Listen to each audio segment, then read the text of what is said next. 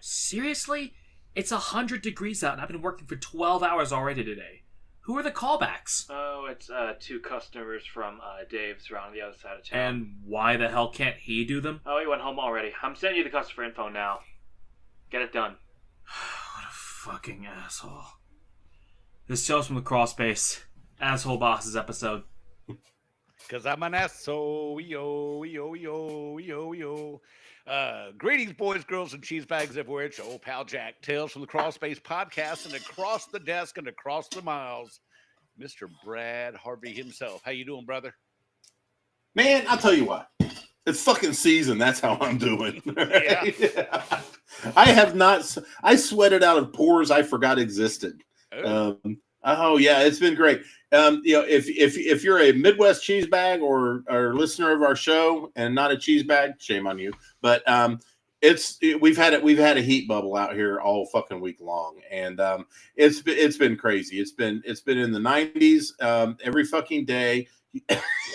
Excuse me. Humidity has been at 2,346%, which is mathematically impossible unless you live in the mid.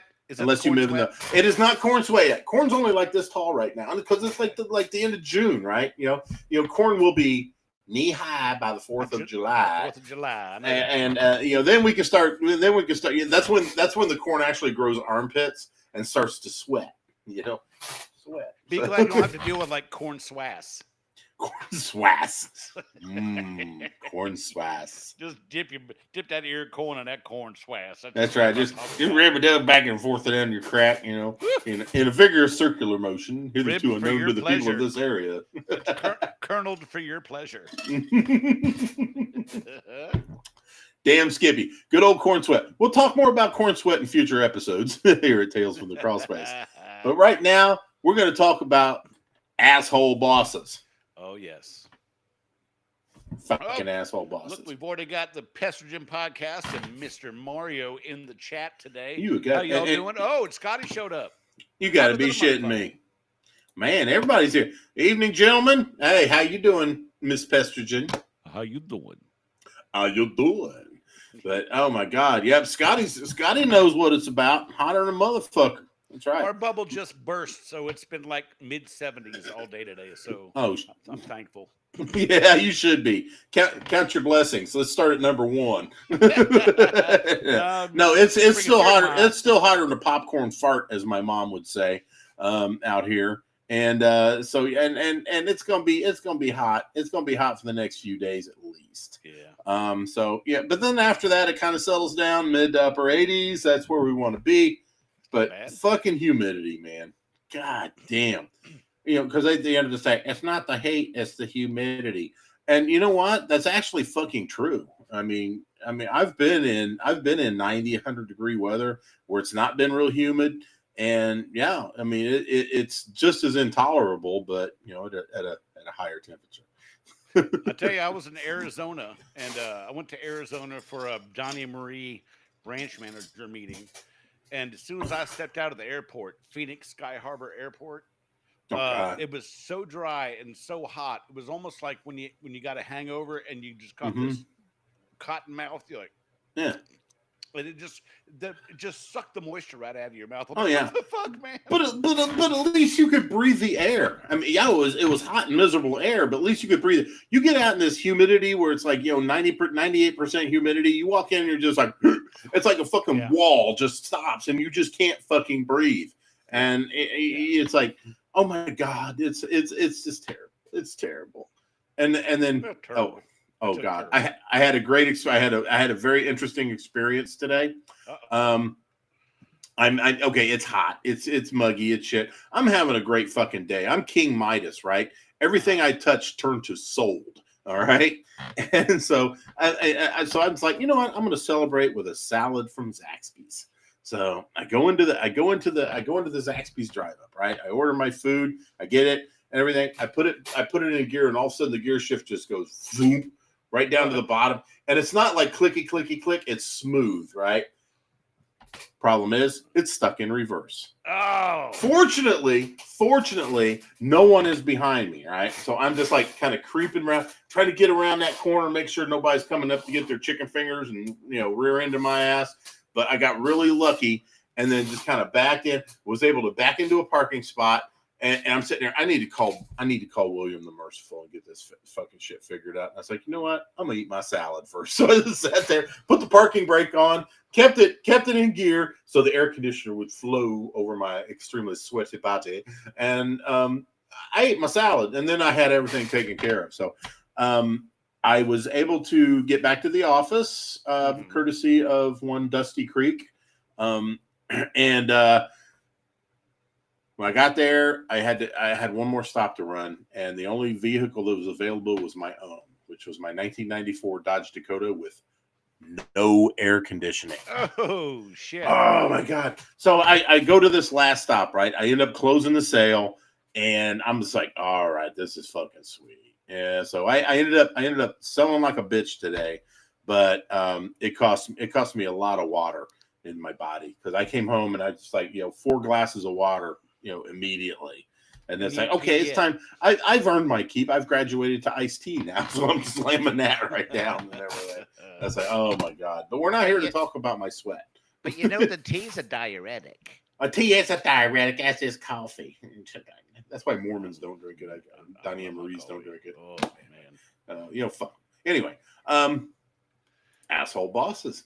Yes, asshole bosses. Everybody's had one. That's right. I guarantee everybody's had one. Some people may have been one at one point in time. I tried not to be, but some people brought out the sphincter in me a few times. Oh, totally. But they had it coming though. I'm not totally. Mr. Shadow your texts all day and ride them like they were a cheap whore. But sometimes you got to be a little firm. But no, I wasn't. I don't think I was an asshole. Most of my technicians told me I was the best person they ever worked for. So, I asked one of my technicians one time. I said, "Do I come across as an asshole?" And the one word reply that he gave me stuck with me for a long time, and it is sometimes. And you know what? I thought that was probably the biggest compliment I ever got. Well, like I said, sometimes you gotta be an asshole, right? But to make it your business model, no. Yeah, that's not how you're supposed to do that. Sometimes you gotta whip the ass out on them, and that's that. And and that's he didn't just leave it at that one word. He said that he's like, yeah, but sometimes you got to do that. And I was like, Victor, that's probably the fucking smartest thing I've ever heard anybody say. Now get back to work, you motherfucker. I know that I've found that most bosses that are assholes have no idea what they're doing. And I think they kind of use that to push people away. So you don't really get close enough to figure out just how ignorant they are. I agree with that. I mean, there's no lies detected in that statement. I would say a lot of, there's several reasons for assholes, for assholishness. I think one of them is the fact that they're trying to cover up the fact that they're it's an imposter syndrome type thing, where they don't know, they actually don't know what they're doing, then they're just faking everything, so they're going to make it like an asshole. The second one is they were trained and worked with an asshole boss, and they don't know any other different way. They don't know anything different. Yeah. And the third one is they are currently working for an asshole boss, because let's face it, everybody's got a boss. And be it a district manager, be it a division vice president, be it the government, the IRS, whatever, you're going to have a boss. I'm sorry, owner operators. It's fucking true. We all work for somebody. But anyway, IRS. I digress. Yes, and the IRS is the biggest asshole boss out there. Yes. But anyway, and or they're trying to prove something, or they've been fucked over when they weren't an asshole. Yeah. There's a lot of things going on. It's like but there's a lot of things that go into it. But you know what? But what it boils down is, don't be an asshole. No. I tell you, my most memorable asshole boss is the one that I managed to get fired because they had it coming.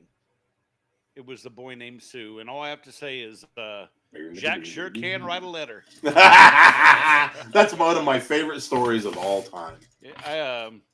I was on good terms with both owners of the company that fairly good size, bought out by Lisa Hurt, Mm-hmm. and but before that it was this family owned company that was pretty big regionally, and I had gotten pretty close with them, going out having a few beers, training up in Pennsylvania. And so I wrote them both a letter about how a boy named Sue was treating everybody. Sending if you called him on his ignorance, he'd send you home without pay for the day. But then you'd have to make all the work up the next day, which he really couldn't pull that too much with me because I was the termite guy, and that's a lot of revenue that you're sending home, and you're going to piss off a customer by not showing up doing the By not job. showing up when they're ready for you to rock and roll. Right, right. So I wrote a letter explaining all the stuff, like him taking the petty cash box home every night and the other Mm-hmm. shit he was doing. And next thing you know, I come back from doing a termite job, come back to the shop, drop the truck off, and uh, there's Tommy Termite standing at the back door, big old excited look on his face. Mm-hmm. He goes, "Man," he goes, "you should have seen it." I said, "What happened?" He goes, "Man, a boy named Sue came out holding a box full of all the shit that was on his desk." He said, he looked at me and goes, "Jack sure can write a letter." Motherfucker. Oh God, I love it. I love that. That's my favorite. That is hands down my favorite asshole boss story ever. I got people out there who say that me shitting on the windshield was their favorite asshole boss story, but I'm kind of torn between the two, because knowing Mm-hmm. that letter did its job is not near as satisfying though as taking a hot sloppy ploppy on the windshield of his personal vehicle. So Exactly. So, all right. Hey, you know what? We had a really good turnout on stories we tonight. did. Yeah. So let me give one. Oh yeah. We have. I always got to check these things because we did say you can be anonymous, but I would have to say 100% of the ones that I got were like, oh fuck them, use my name. So let's start off with Trenton Passmore. He says, my first company was with Dorkin. Old boss was also a salesman. When I first started, he would go out to these homes and lie about pest activity to make a sale. Oh. Ooh, clutching the pearls here, Oh, wait a minute. Clutching the pearls here, Russell. If you know, you know. Old boss was salesman when I first started. He would go about to make a sale. He would tell me to walk into homes, spray Sterifab in the air to make it smell bad, then leave. What? He made the little franchise millions of dollars a year, so they refused to do anything to him. He's still there to this day. He's also openly racist, sexist, and homophobic. I wish nothing but vile things against this little 5'5" bald twat. And he goes, I'm going to go ahead and read our little exchange. I said, thanks for the story, brother. We'll definitely be shouting you out. Do you want to be anonymous? And he goes, nope. You can use my name. Hope it gets back to him, too. So, Trenton, thanks again for the great story. And that dude needs a punch in the mouth. What he needs. Oh my God, he needs a kick right in his tiny little balls. His tiny little 5'5" balls. His little tiny penis. His tiny penis. He's a micro peen. Micro peen. I got an anonymous one here. Mm-hmm. My boss is the kind of guy who loses it on you as soon as things don't go his way. Real hard to talk to. My fellow techs call me to ask questions because they don't want to ask him. It's just easier that way. Honestly, I made a call to the AG department anonymously to ask a question about our wood-destroying pest inspection sheets, and he found out through the office when I pointed out something that they had said about the inspection sheets. He lost it and said he doesn't care what the ag department says about the inspection sheet. It really was a silly matter of how to sign the damn thing. We received one of those group text messages stating that we are filling them out incorrectly, but it was a little more abrasive than that. Instead of my boss coming out and saying, "Hey, this is the way I'd like the inspection sheets filled out," he put it on the office to be the bad person, saying it was being done wrong. Mhm. Later in the day, after getting my ass chewed, telling me I wasn't to ever contact the ag department, I had to sit down with my boss, and I was told that I was a part of the family and how much I'm cared for. Complete personality change. They gave me the option to leave the company, so here's the new opportunities. Adios to the fucked up family of pest control I will never be a part of again. Fuck that dude. Fuck that dude all day long. Holy shit, man! When they whip the family fucking card out, God, I just cringe, man. It's like we're only family if I think we're family. Yeah. Right. Right. And if I don't think we're family, we're We not ain't fucking family. family. No. And besides, if we're family, get ready for me to fucking blow shit to you constantly because that's what I do to my own family. Like, God, yeah. It's like, yeah, I'm gonna treat you like family. I'm gonna tell you exactly what I fucking think of you. That's right. Yeah. Good, bad, or So, indifferent. exactly. And you know what? I expect it back. If we're family, I expect you to tell me the exact same shit. Yeah. I want to know what you think of me because I'm going to fucking tell you what I think of you because you know what? We're family. You know I love you, baby. You know I love you, but I love you to death. However, there's always a but or a however in it somewhere. You know? oh well, fuck yeah, man. If it ain't got a butt, it ain't shit. Maybe, we were talking about assholes, so it's kind of fitting. Yeah, we were asshole bosses. Yeah. Oh, I want Wink, to let you know wink, wink, that wink. one of our guests in the chat here, Mr. Mario Filippi, gave me permission to use his name for this one. Oh, is that Mario Filippi, Yes, the Brazil Philippines, the man who is freezing his ass off down in South America right now, and the man you will hopefully be hearing from soon on our next international episode. Oh, I hope so. Yes, we got to do that soon. We got to figure out what we're doing next week. Shit.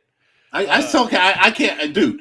Okay, if you're listening to us in South Africa, and I forgot your name, so please get a hold of one of us because we would like to have you on the international episode.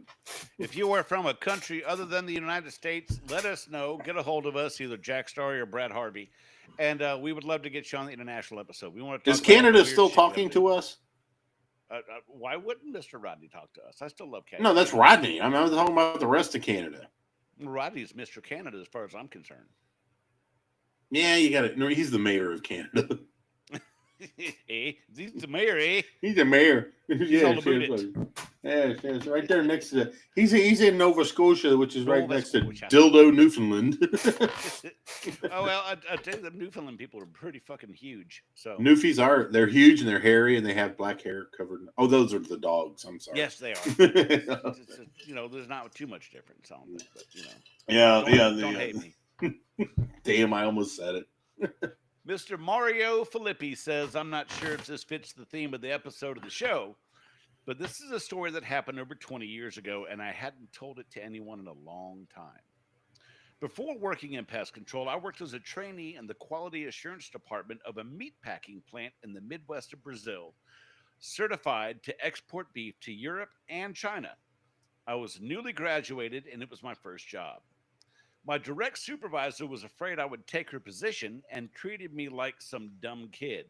The plant manager treated me like I was useless. To him, there was absolutely no reason for me to be there. Over time, I managed to show some value, and I noticed he started treating me better, even complimenting some of the tasks I did. Then one day, the manager called me into a meeting and asked what I knew about labeling records and meat traceability programs. I told him I was familiar with everything related to that. He then said, I want to fire you, but if you think you're capable of handling those responsibilities, I'll fire your boss and put you in her place. You'll be head of the department, but for now, we'll keep your current salary. However, there's one thing. And then he showed me a folder containing fake traceability codes that I would have to use in the records for the meat intended for export. That's when I realized that the entire slaughtered herd, or at least most of it, was not traceable, and all the documentation was forged. I would become responsible for faking all of it, which is a federal crime. Mm-hmm. So, in order to not create tension to that moment and to buy some time, I told him I'd think about it and give him an answer the next day. Right then, I remembered what my father had told me when I entered that field. The industry is very dirty. If I ever find out you got involved in that filth, forget the way to this house. Oh my God! But Wow. so the next day, I told him to go ahead and fire me. The Mhm. point in sharing this isn't to appear virtuous to anyone, but to show that even people who openly despise us will suddenly start treating us well when they realize they can use us to get what they want. Mario, the That's definition of integrity is doing the right thing when no one is looking. Well done. Yeah. Mario, as far Well as I'm done. concerned, Mario walks on water anyway. So Absolutely. Yes. He is. Yeah. He is Jesus in the flesh. yes, he is. Yeah. I just I sent you a love me some message to Mario. go. I sent Jack. I just sent you a message of what I was going to say and thought better of it. So anyway, so while you're reading that, let me read something from our one and only Josh Talbert. That's a good one. I love it. Yeah, I just thought of that. But anyway, okay, this is from Josh Talbert. So, Josh, if you're listening, I'm mentioning your name. He's in chat. He's in chat. Oh, Yep. Josh Talbert is. Oh, hello, gentlemen. Look at that. See? Yeah, Right I wish there. I wish I could do voice to text. So, hello, tell him I said hello from me while I read his story from Josh Talbert. Brad says Okay. hi, Josh. Hi, Josh Talbert. Anyway, working for 10 Star during a rainy day, I had finished my route earlier than expected. Going back to the office, I ended up going to a residential that was scheduled for the initial. My boss, Bobby Bitch Boy, that's an original name, That's a good one. insisted I could use Termidor on the perimeter of the house, even though it was pouring. From day one, I was told, do not spray outside when it's raining. I wonder who told him that. Probably another asshole boss he had. Once I pulled up the label for Termidor, he finally agreed I shouldn't spray, using pocket sand, aka Bifin granular, instead. The man was in sales his whole time before becoming the manager at my previous company. I know there's good salesmen out there, but he's definitely one you do not want on your team.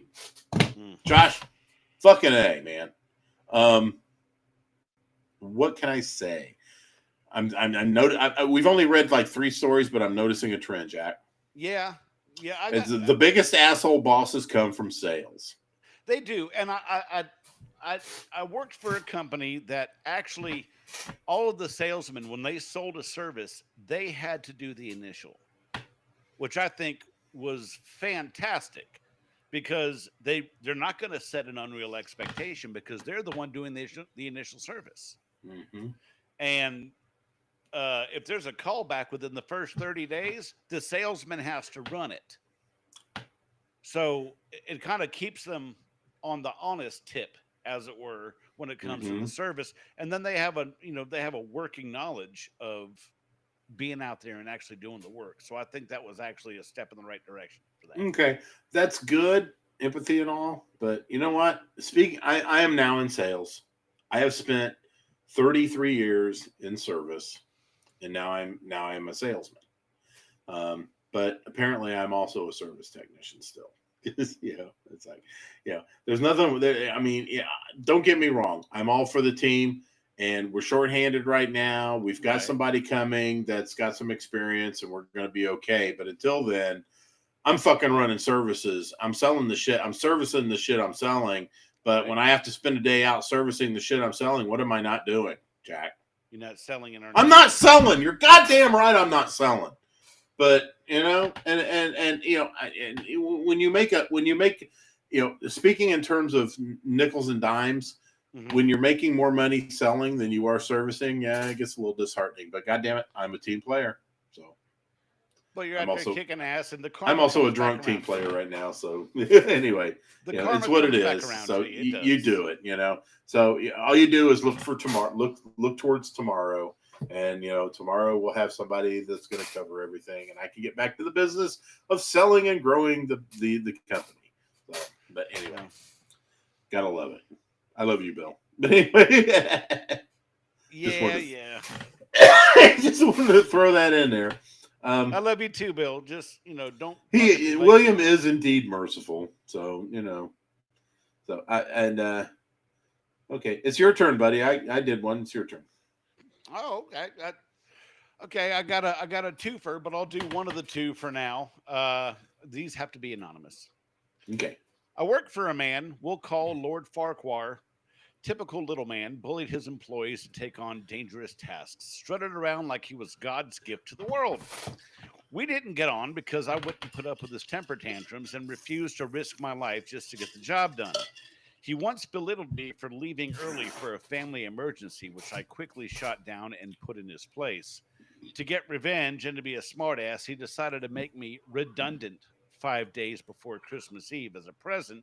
To return the favor, I filed for unfair dismissal for New Year's. Gave that man an extra portion of humble pie, and I hope every time he sits down, he sits on his balls. And every Ooh. time he sneezes, farts, or coughs, he pisses his pants. The sitting down part kind of hit home. But yeah, I get it. Man, holy shit. Yeah, that's ridiculous. Yeah, especially when it's hot because they hang away from the body to try to cool off. They do. And then if you're not wearing boxer briefs or something that supports the penis Uh-huh. properly, you're Yeah. gonna sit down right on your nuts. So, You can always tell if your technician is male or female when all you have to do is when you go out in the morning and they've done their outside treatment and you look at the grass where the dew covered grass and you see the footprints in them. When the footprints start out like this and then they just get wider and then they go back in, you know that's a dude that's been Trying doing to your service, unstick 'em. man. Because it's humid. He's already it's early in the day and he's already got dew balls going. So he's spreading them out, trying to peel the leg flesh away from the ball flesh. And then when he feels like he's reached the satisfactorily amount of separation, he will bring the legs back together again so he can walk normally. yes. Yeah. See, I thought you said you were going to sniff the seat, and if it smells like a fish market, it's a woman. But if it smells like an old ham hock, it's a dude. That's where I thought you were going with it. An old ham hock. God damn. Speaking of old ham hocks, man, I finally ate some of that Virginia ham. Oh yeah. Is this the palate cleanser? How was it? God, it tasted like a dude technician's ball sack. Actually, it didn't. No, it was very tasty. You know, some people may find that flavor good, but and there's nothing wrong with that. You know, exactly. No, I mean, it sat for quite a while. It had the right amount of funk and the right amount of and oh my God, it was so fucking salty. But you know what? I like that. You gotta soak it, man. Why? I like the saltiness. Okay, You slice it, dude. It's just like a Tennessee country ham. It's salty as fuck. You're not going to eat a whole lot of it in one sitting, so you're just gonna warm it up a little bit, and then pop a fucking egg on there, and then break that yolk, and then just eat the whole goddamn thing, man. It's fucking wonderful. I cut it into biscuit pieces and fry them up and have them on some hot biscuit with. Yeah, it's because you're a Bojangles guy. Yeah, if anybody's been following us for a long time, you saw my review on Bojangles. Yeah, it was outstanding. Yeah, I really enjoyed it. I'm telling you what, though, I enjoyed the country fried steak more than I did the country ham, but that's just me. That's fair. I had a to each his own. steak one a couple days ago. They were good. I mean, the country ham was amazing, but their country fried steak was pretty fucking good. Yeah. But anyway, Bojangles, I recommend it. I'm actually going to, in the middle of September, I'm going to be down in Crossville, Tennessee. Oh. Nick Warner, if you are listening, we need to get together. You bailed on me the last year. Let's not do that again. Yeah, what the fuck, man? What happened? No. He had a funeral to attend. Oh, so okay. Then I what the fuck you. Sorry. Oh, absolutely. But last year, I was down in Sevierville. I got to meet a couple of really wonderful dudes, longtime cheese bags and everything. I got to meet Byron Barnes, owner of Barnes Exterminators, who is an asshole boss. Just kidding. And I also got to meet the one, the only. You know him. You love him. Tony Spangler from SpanglerArt.com. Right there, see? God damn, Tony Spangler. Man, yeah, and we met out there in Sevierville, right there on Governor's Crossing at the Quaker Steak and Lube. I learned that Tony Spangler is not only one of the most interesting and wonderful people that I've ever met, he is also a big aficionado of chicken wings. He ordered chicken wings for an appetizer and an entree. Oh, shit. Oh, man, that fucker could put away the fucking chicken arms, man. I'm telling you. But anyway, enough about his culinary habits. Let's talk about his product, the Tony Spangler tumbler from SpanglerArt.com. Look at this damn thing. Okay, it is the perfect at 20 ounces. It is the perfect size for me to grip. Okay, and I am very familiar with gripping something of this caliber. So and of course, Jack is demonstrating the deliciously supple and rubber bottom that we have. So we definitely love to rub her bottom. And you know, and the graphics themselves. I mean, look at these. These things just pop. I mean, they totally pop. Look at that. Look at that oval down here. The PCHD. Oh yeah. Love up you cheese bags. And you know, look at that. I mean, who can resist that stud? I mean, you know, it's a handsome son of a bitch. Yeah. Every member of the Pestrogen Facebook group that's listening right there, their legs are just springing. They're springing open, man. I'm telling you. And you think that's something? Look at this. Oh my God, man. Look at that beard, man. Does that say Chester A. Arthur or what? That beard says womb broom is what it says. Womb broom. But all of them is like that Bradley Harvey. That's the only pest man ever made me moist. That's the only pest man that ever made me moist. But you know, if you can think it, he can make it. Yes. For some reason, I thought, you know, Tony, you do not have a tumbler that has the likeness of not just me with no shirt, but my nipple as well. And if you look down at the bottom right there, that little dark spot, that's right. That's Harvey Nip right there. Harvey Nip, man. Of course, that's a good name for a band. You should write that down. Harvey Nip, yeah. Harvey Nip. You remember the show Orange is the New Black? Yes. Yes, the warden there. He had a band. He was at a garage band that he played in the weekends. The name of it was Side Boob. Oh, I know a guy that has a band called Fart Filled Scuba Tank. Oh, how cool. I'm surprised the lawyers from the band Hoobastank didn't get a hold of him. But anyway, let's talk about the graphics again. Look at that. Cheeseback gorgeous Nation. Colors, man. I'll tell speaking of gorgeous colors, I mean, look at that. You know, it don't get much more gorgeouser than Paula Benedict. It doesn't. And look at it. And it's like Queen Paula. God, I love this chick right here. Oh yeah, well, I got her to sit on my lap, and I sang karaoke with her. Yes, you did. But in all fairness, Jack, she sat on my lap too about 2 hours later. But she was a lot drunker then, so she had no idea. Maybe she thought she was sitting on your lap. I don't know. But listen to this. I know. Okay. Now this is not Paula's hollow head that we're listening to. No. This is the double steel insulation of this beautiful tumbler. I mean, this thing keeps fucking ice cubes viable all weekend long. Mm-hmm. And that's something you need to do, especially if your ice machine doesn't work like mine doesn't, and you are, you know, at the mercy of the gas station to have to go buy bags of ice, much as I am. But dude, let me tell you, that's the good ice.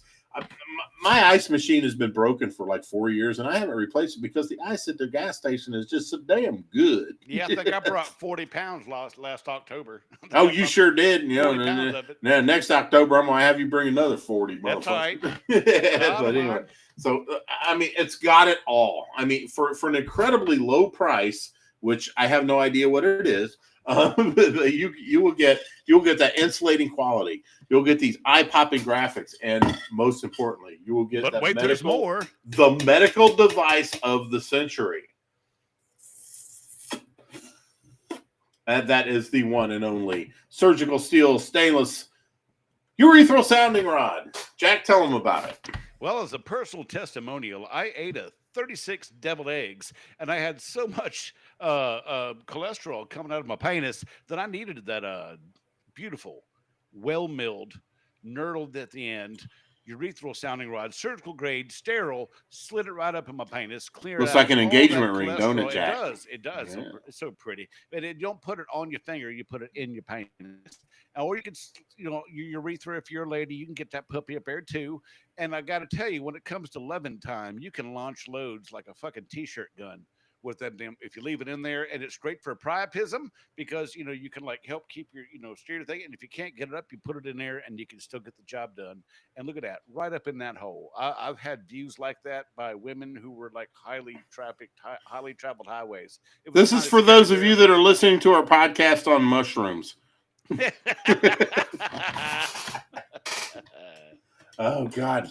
I'm telling you, man, this fucking shit, man, it's got it all. It does. Okay, so yeah, if any of this meets your needs, remember. If you got peyronie's, reach for Tony. Steal your ethereal sounding rods. Ladies and gentlemen, that was JT Starry, which he has JT Starry VO on Facebook for podcast intros, jingles, and things like that. And if you go to 6 Foot Stump on Instagram, he's starting to get his music uploaded there as well. And let me now we can actually safely say JT Starry as seen on Tales from the Crawl Space podcast. That's right. Yeah. Right. God damn, what a show that was last week, man! That was a fun show last week. Oh, it was a fucking fun show. I've been doing quasi business with JT for some time now, and this is the first time that I actually got to spend some time with him and talk to him and kind of get inside his head a little bit. And you know what? Mm-hmm. The stuff I found inside that guy's head was fucking amazing. I mean, you know, I feel like such a lot more kinship to the guy now. Than I ever did. And, you know, the apple doesn't fall too far from the tree. Jack's always been my brother from day one. And I feel like I got me a nephew in that dude. Hell yeah. No, he was so stoked to be on the show and to get to meet you. It was awesome. And rightly so. We're amazing. Damn skippy we are. Fucking it, we are. All right. Okay. I've got another story. Mm-hmm. We've got one from Charlotte Kessler Taub, former guest on Pest Control, the Tales from the Crawl Space, and a frequent flyer on Pest Control Humor Depot. She sends us one about an asshole boss. She goes, "My last boss, who I adored for 2 years completely, changed his tune when he got wind that I was looking elsewhere," which I totally understand, but also, ouch. Right. The connection I thought I had with him worked through working my ass off and doing literally every extra thing he asked was gone instantly. He straight up told me to spray lambda-cyhalothrin in the rain, which was frankly my breaking point, seeing a trend here too, and made me realize I couldn't keep working at that company as I would not be risking my license for what he called a gray area on the label and company decisions. When he got wind that my departure was inevitable and imminent, he called me, and instead of telling me how much they appreciate me for running a triple route, working insane hours, and being hands down top of the company, which actually might have gotten me to stay, he heavily fear-mongered shit talking my new company, telling me I was too small and weak to do the job, and that leaving would be a huge mistake. He had me bordering on tears with the terrible things he was saying, and honestly, the conversation as a whole was quite heartbreaking as I quickly realized the stellar relationship I thought we had was only a tool for them to keep me working way above and beyond the crazy thing. Yep. Was I love the job, and so damn much, I would have worked like that without the fakeness.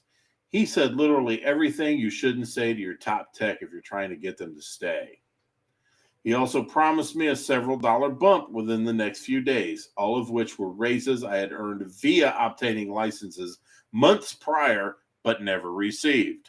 Right. And told me that the yearly merit raise would be implemented company-wide within the next few days. I heard from the other techs. To no one's surprise, this never happened.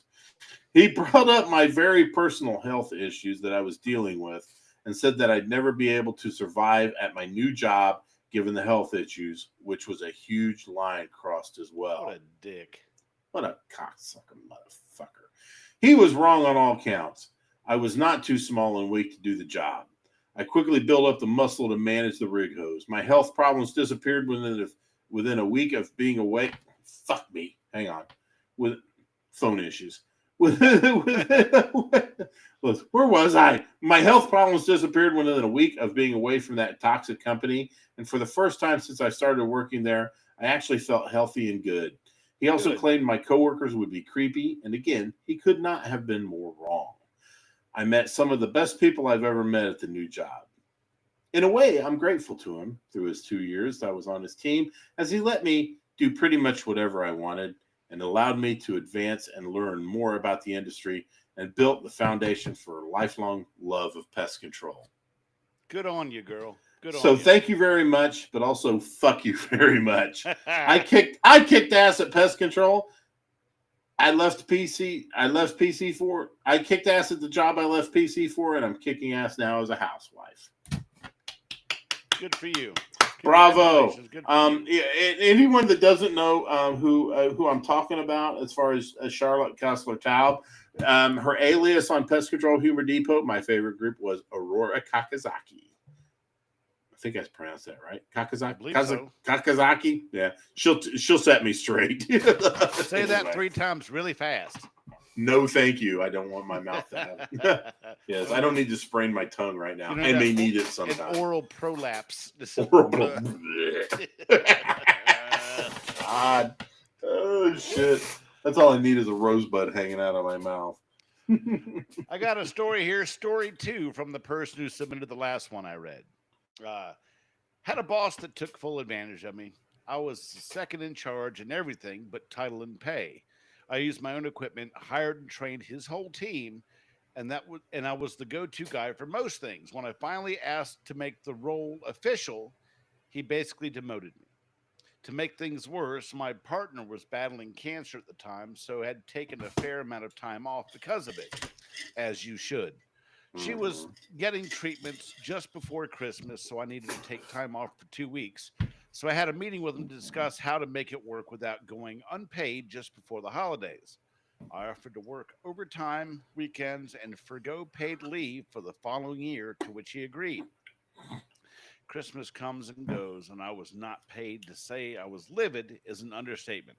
His excuse was that I had taken more time off than anyone else in the company and couldn't justify paying me, even though we had worked out a plan. I almost bounced the truck keys off his forehead and quit right there and then. He was actually shocked that I was angry enough to quit, not sure what he was expecting after pulling a dog move like that. Tragically, he was killed a year later in a hit and run, but part of me thinks his karma has finally caught up with him, as I was not the first nor the last person he'd given the shaft to. Man, that's heavy. Sometimes life kicks your ass, you know? It does. That's heavy shit, man. That really is. You know, I don't know. I don't know about karma, you know, because I wouldn't wish that shit on anybody, especially when they like leave a family behind and stuff. No, But I get it. God damn, man. You know, yeah. You gotta expect to get back what you give. Right. And Right. be it good, be it not good. I mean, you know, it's what it is. So, okay, I'm gonna take a quick break here and talk about some of my asshole bosses. Okay. I want to talk about the one everybody knows. You know, I'm sure most of you know the story that is Randy Strother. You know, Randy he was probably one of the most straight up guys I ever you know had the pleasure of calling a friend, and I also got the honor of having him work for me over at the Scarlet Letter. An A1 technician. So technically sound, a great friend. If things were going good, he'd let you know. If things weren't going so good, he'd let you know that too. And you know, one of the favorite thing that I always miss hearing was him walking into the office and going, because of what kind of day he's had. And then after that, he'd be all cool. He'd sit with me for a while. I'd be doing my paperwork. You know, this was when I was a branch manager, and you know, I fucking had paperwork. You know, we'd sit and we'd talk for a while, and you know, the guy was great. I mean, you know, he was an artist. He was, you know, he had so many other outside interests outside of pest control. But when he was there doing pest control, he gave it everything he had, and he would do that for the companies that he worked for as well. There was one certain blue and white pinstriped, you know, company, Economics Labrador Retriever, that basically kicked him to the curb for something that was completely unsubstantiated and everything. So that was my opportunity to grab this fucker. Schultze was like, he calls me up. He's like, Strother needs a job. I was like, bring him the fuck in, you know? And so we talked for all of about 10 minutes, and fucking he had a job then there. And he was great. He took, I will give you one particular account. There was a 100-year-old grain operation in Sheridan, Indiana, that was completely overrun by rats. This was like something that Stephen would make Stephen King puke. Okay. Oh. You know, I walked in there at first and I did the initial service and I was just like, oh my God. Okay. So I got everything set up and I went to Randy and I said, Randy, I've got a project for you. And I told him exactly what was going on. And he took the bull by the nuts and fucking got that place. 100-year-old grain place. Place was chewed the fuck up by rats. He got that goddamn thing under control. Wow. And it was about that time Randy started kind of slowing down a little bit. He was having some issues, and those issues ended up as a diagnosis of esophageal cancer. When Randy started at the company, he signed up. When he signed up for his benefits, he signed up for disability. Right. Unbeknownst to anybody in the company, they canceled the disability policy. Randy basically had to take that time off with nothing in his hands but his own dick. Oh my God. And then to turn around, and then the company turned around and terminated his employment. That was my sign to get the fuck out. That was your catalyst to get. That was my catalyst to get the fuck out. Right. I was planning on retiring from this place. No more after that. If they did that to him, God knows if I got older, what they would do to me. I've had health issues this year, Jack. I know it comes as no surprise, but I yeah, think we called them cascading failures. Cascading failures. That's right. Catastrophic cascading failures. Yeah. Yeah. I mean, my, first off, my knee went out, then my gallbladder went out, then my eye went out, and then my tooth went out. Yeah. Okay. God knows what they would have done to me. So thank heavens I found a place where I didn't have to worry about that. Because the first opportunity I got, I was out of there. And I took the entire staff of that office with me, save for one guy, but whatever, that was the ultimate asshole boss. When assholishness doesn't come from just one person and ends up becoming it ends up being a business model, fucking run, you guys. Yep. No. So when it's asshole at the corporate level. Yeah. That's funny. I was going to come in here with a big green tea story and everything, but I was like, you know what? No, I'm done. I'm done with that place. It's been 2 years. I can finally fucking tell the story. Man, I tell you, I was looking forward. I was driving out that time to Indiana. I was going to get a chance to meet him. I was looking forward to it. Oh my God, Joel. Stop. Okay, go ahead. it broke my heart, but I'm glad. From my understanding, he got a chance to hear the show that we recorded. He did. Yeah, it was the last thing he did on this earth was listen to the episode that we recorded that night. The following morning when I finally woke up from my alcohol raged and coma, I did hear the news. Yeah. And I heard that he was listening to us. Well, we love you, Randy. Oh, God. Randy, we miss you. We miss the fuck out of you, man. Every year, Schultze and I visit his grave.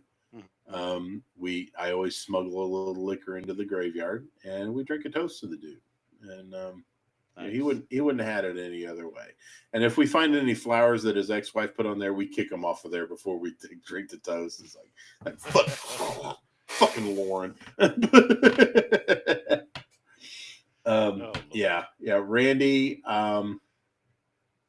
Randy was the fastest friend I ever made, and the fastest friend I ever lost. It sucked, man. But you know what? It's okay. It's okay. Randy's in a better place. He's out of pain.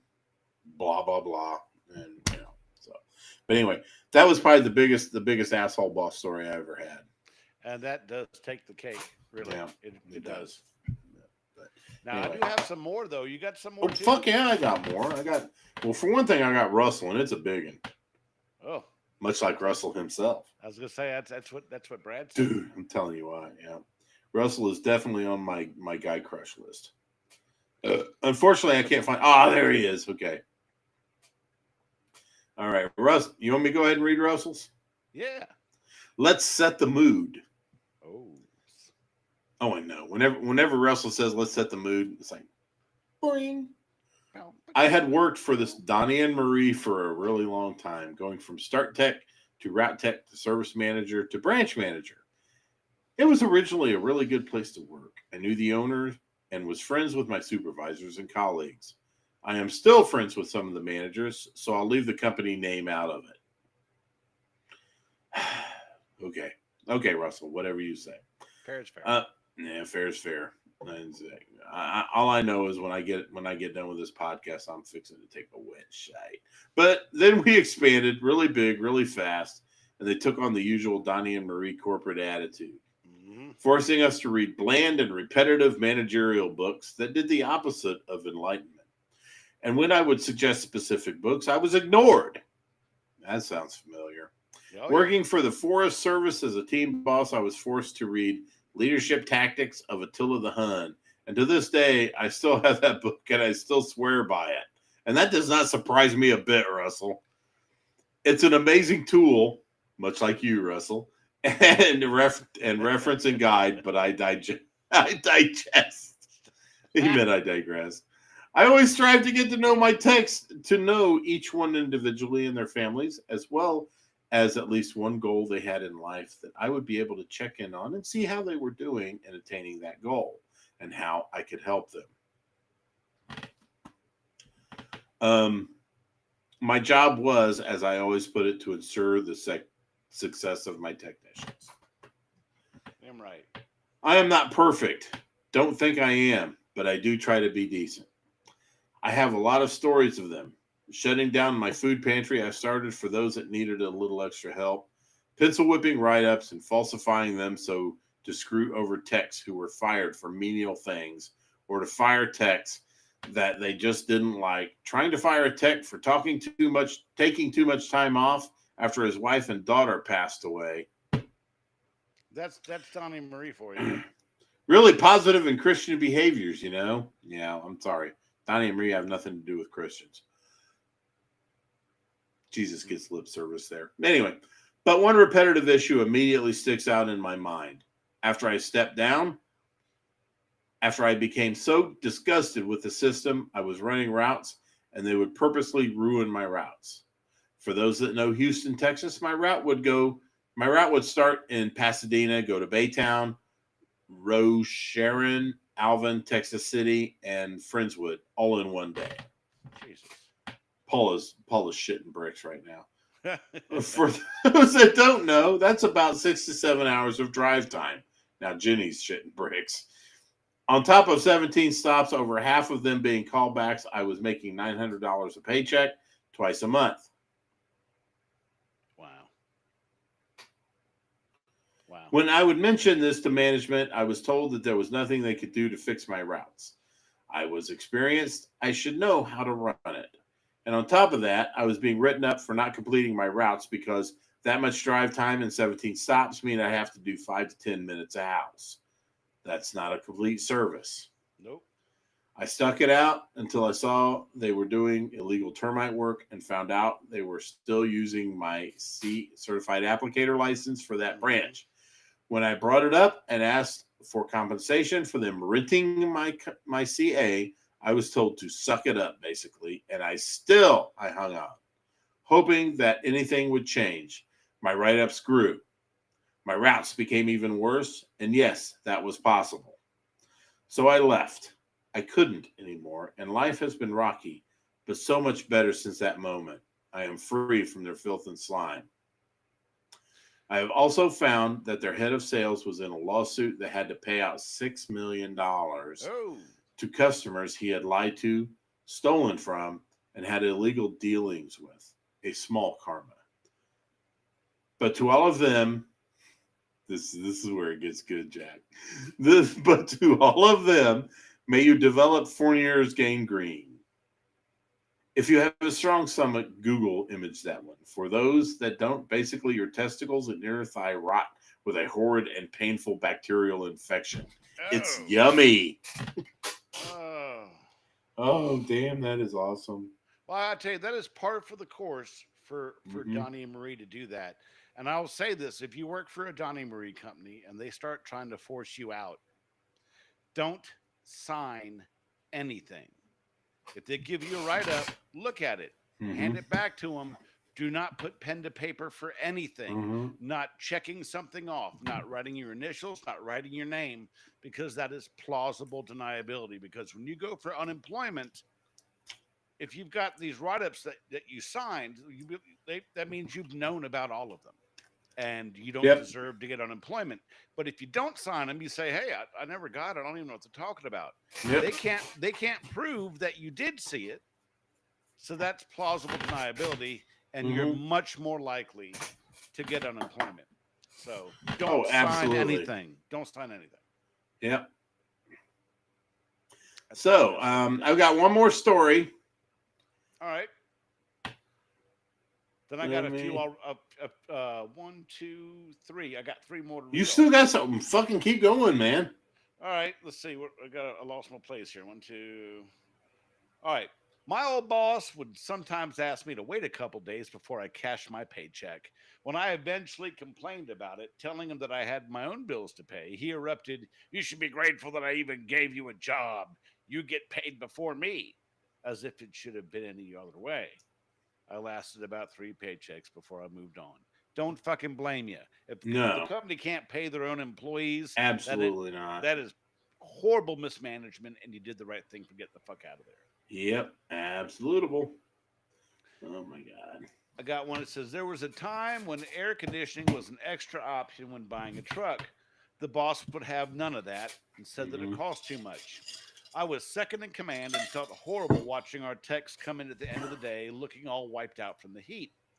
I would get into heated arguments with the boss, who, by the way, was driving Ironically around enough. in a brand new Bonneville Deluxe with AC, of course. Mm-hmm. Finally, at one point in one of our screaming matches, he said, "If you give them air conditioning, they will never want to get out of their trucks." Ah! What a It's true prick. though. I took over the business eventually, and ever since I made sure that my guys are comfortable or as comfortable as possible out there. Mm-hmm. Employee turnover was reduced and productivity went up. You're damn right. Yeah, absolutable. Oh my god, that cracks me up. If they get air conditioning, they'll never want to get out of your trucks. Damn fucking Skippy, especially like this week. Oh yeah, you kind of get your face in it, and really get your skin actually cold before you step out, so you can try Oh to yeah, not melt from the truck to the door. yeah. I want to get some shout outs to some of the to some of the shit we've been looking at since we've been talking. Scotty Mhm. says one of our service trucks lost its air conditioning on Monday. I put the tech in my personal truck and gave him a flow zone. The show must go on. Damn right, man. Damn right. Scotty is a rising star with me. The guy, I'm telling you what. Not only does he have a beautiful garden, an awesome smoker setup, but now he's fucking throwing technicians in his own personal truck. So that's outstanding. Hell yeah. Um, and then Josh kisses my ass by saying Brad was the best boss I had. Thank you, Josh. I appreciate that. I did take a shower before the podcast, so that's great. So I was there for you too, buddy. Um, and Tyler Mack, I'm assuming. Everybody, hello. What a beautiful day. Take a piss right in the cow of the truck, okay, or That's on why the I said on the radiator. radiator, right? On On the the radiator. radiator. Yep. And Josh tells me I can use his name. I say his name often. That's right, Pestrogen Josh. says he is an insult of short people everywhere. Must be referring to that 5 foot motherfucker we were talking Yep. about earlier. Yep. And then Scotty says that was next level shit. Hat tip Mario. Mario, you always give the best. You give good stories, buddy. That's right, I'm Mario. telling We you. love you, Wow. Mario. We Oh love my you. god. Absolutely. So I got one more story. You got any more? I got one more as well. Okay, I'm gonna go ahead and throw mine out there, and it's from my beloved cheese daughter Jenny Wilson, and co-host of the Pestrogen podcast. Please Yep. check that out. They usually air early in the week, usually around Monday or Tuesday. So give them a listen. They're great gals. That's Candace Nordquist and Jenny Wilson. That they're like us. They tell it like it is, only they don't get as drunk as we do. And they don't talk about urethral sounding rods either. And penises. So. And penises. No, they talk about vaginas. The vagina. The vagina. Anyway, so Jenny says, for my first company, a Donnie and Marie type of company, we had employee reviews where the service manager would come and shadow your work and basically grade you. Well, with this specific service manager, he was having troubles at home. Ooh. So instead of actually coming out and working alongside me as they usually did, he sat in his truck and argued with his wife. Damn. Heavy workload, incredibly hot day, much like today. When he first rolled up, I was happy because I thought I had assistance and bonding with management, but alas, I had to overhear his marital issues and been scorned from a distance. It was the worst manager in the field experience I ever had in the industry because he couldn't leave home and do his job. At the end of the day, he actually told me his 2 weeks were in and he really didn't care anymore. He then had the audacity after he left a couple weeks later to try and call me and talk me into leaving because he wanted to fuck over the branch manager. Man, God. I'll leave when I want to, not on account of your lazy ass. That I did too. Toxic hellhole of a place. I hope his current boss gives him as much disregard as he gave me that day. Wow. Jack, Yes. what kind of fucking industry have we gotten ourselves into here? One that's fraught with assholes, to be honest with you. I mean, it's especially when it comes to Donnie and Marie. I know I'm jaded when I say this, but it's strictly bottom line for them. It's technicians are just numbers. They have warm body syndrome. They'll bring whoever they can in to fill the spot. They don't. They treat the sales bastards like gold. Like Donnie and Marie offices don't make a dime on the yearly contract for new customers they sell that summer. They don't make a dime on them because it all gets paid to the sales bastards. I gotta know though. It's not just us, is it? I mean, No. it's got to like plumbers and lawn care and electricians and all those type of peoples, roofers, home improvement people. Places that always, like run routes and stuff like that. It can't be just pest control. No, I've worked for other industries. Retail. Oh my God. Oh, especially retail. I'm sure you can get some serious ones in retail. Oh God, man. Yeah, but I don't want to get into that. That's we don't have that kind of time. But Jesus Christ, man, it's like fuck's sake. We're all trying to do the best thing for our families. We're all trying to make a buck. We're all trying to succeed. Why do you have to be a fucking asshole in the process? It's inescapable sometimes. It is. I guess it keeps the assholes off the welfare rolls to get a job. But why do they always have to climb to management? Because what do they say? For those who can do. For those who can't, manage. True enough. That's always been my mantra. And hell, I've been a manager for more times than I've been an employee. So I get it. It's like we can be assholes sometimes. It's like Victor DeBoll said. When I asked him if I was an asshole, he goes, sometimes, but sometimes you have to be one. But you don't have to be one all the goddamn time. Like Raylan Gibbons on Justify said, if you meet an asshole during the day, you've met an asshole. But if you meet assholes all day long, you're the asshole. Wow.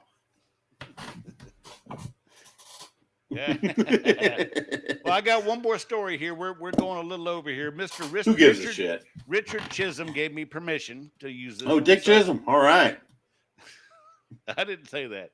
I did. I once had a manager that believed once you finished your classroom training, you knew everything and were ready to go into the field.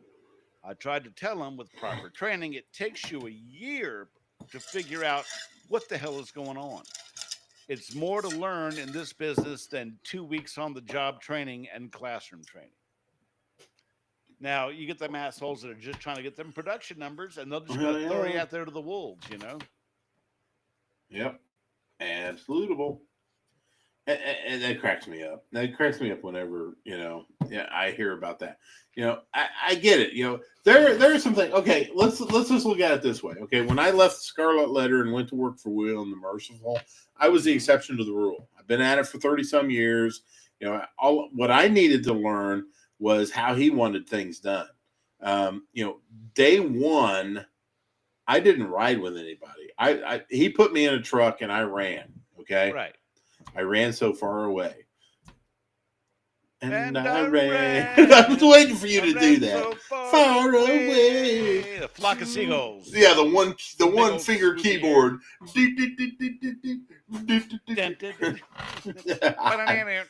But no. I was the exception to the rule. But there's a couple things I had in my corner. One was the operating system, the invoicing system that he used was the same one I used at Scarlet Letter. So it's PestPack. So PestPack Mobile. All I had to do was change my name and my password. I was in his shit. I'm off on the road, man. I was out fucking earning day one. Nice. Not everybody has that, right? So you're going to have to spend a few days with them to kind of get, if they've got, a different thing, a different way of doing stuff, you got to figure all that shit out. And, as a manager, as a leader, you need to learn that because, the name of this podcast isn't Asshole Leaders. It's Asshole Bosses. That's right. And the reason why is because leaders are never assholes. And, you can be a leader. Anybody can be a boss, but it takes a special someone to be a leader. Yep. And, agreed. 100%. That's that. Jack, what are we doing next week? That's a good fucking question. That is a good fucking question. It's too soon to do an international episode because we got to rustle some people up. Yeah, we got that takes some logistics. So you want to go ahead and hit the realtor one? We can try that. Asshole. Let's do an asshole. Let's do back-to-back assholes. Let's book in the assholes.